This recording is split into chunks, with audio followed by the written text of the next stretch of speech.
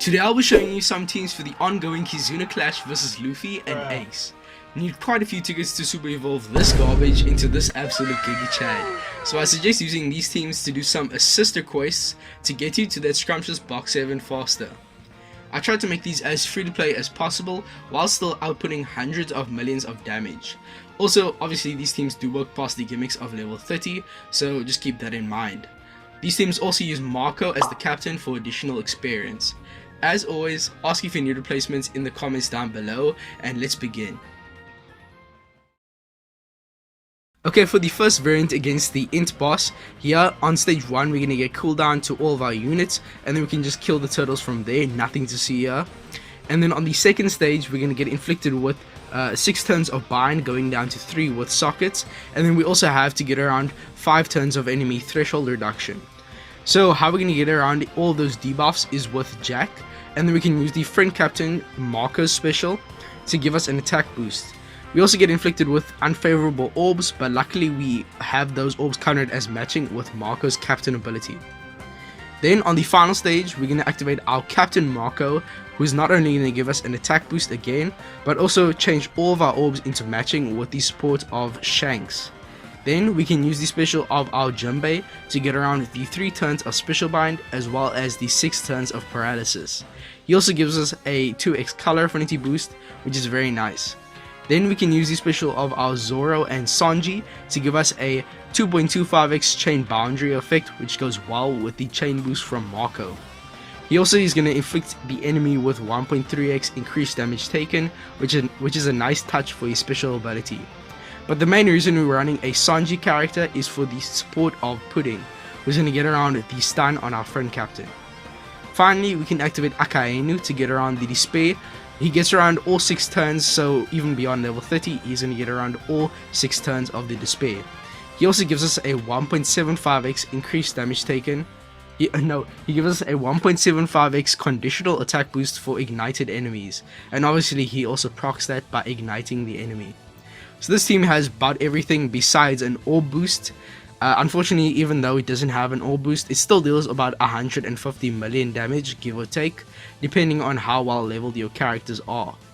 But that's going to be it for this variant. It's very strong. I do suggest using this team. Even without superclass or with an orb boost, we still deal quite a bit of damage.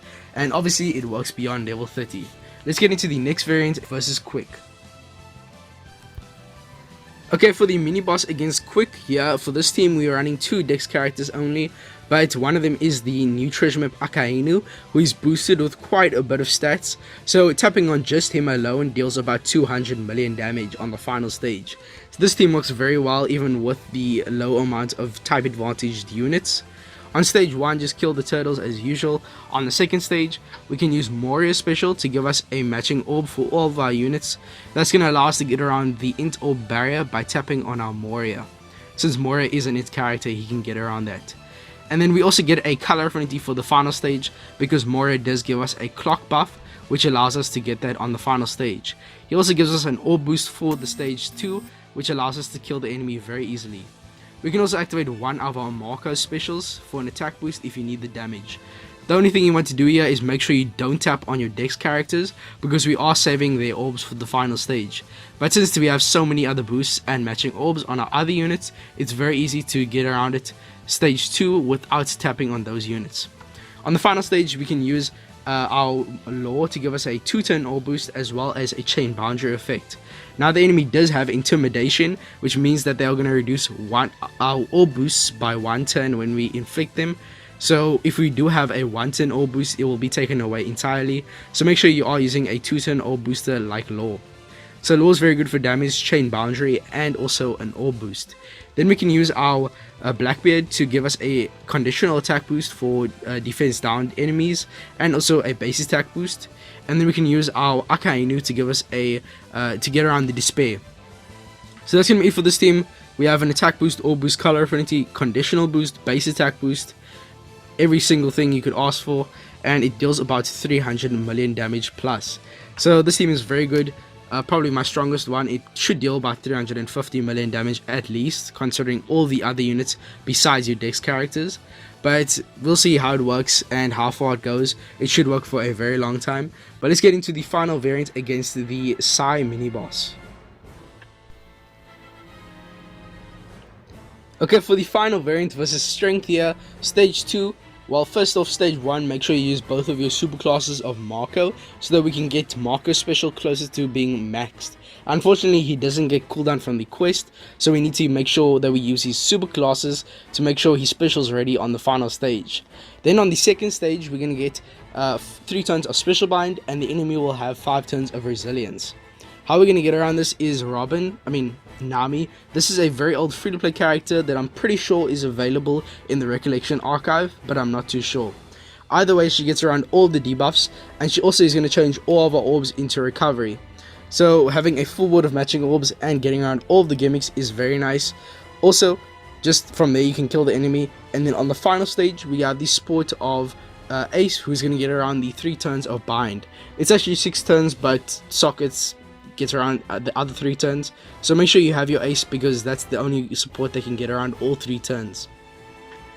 Then we can use the special of our Marco to give us an attack boost, and then we can use the special of our Black Maria for an orb boost as well as a conditional attack boost, and then we can use the special of our Robin and Jinbei to get around the 6 turns of the attack down and give us a 1000 base attack boost.